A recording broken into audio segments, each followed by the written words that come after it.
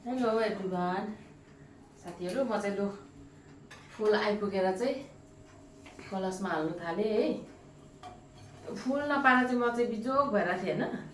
फुल नपाएर चाहिँ फुल कहीँ छैन यसपालि, एकदमै कम्ती मात्रामा फुलेको छ है। र यो चाहिँ मैले सेन्ट मिसिस्टरको घरबाट मगाएको है। र उहाँको घरमा चाहिँ धन्न यति भए पनि फुल रहेछ र चाहिँ मेरो दिवाली टर्नी भयो है। र उहाँले चाहिँ मलाई चाहिँ फुलको साथमा चाहिँ कोसेली पनि पठाइदिनु भएको छ है। इस्कुस है, अम्बक, यहाँ ओखर, बिन, डल्ले खोर्सानीहरू पठाइदिनु भएको छ है।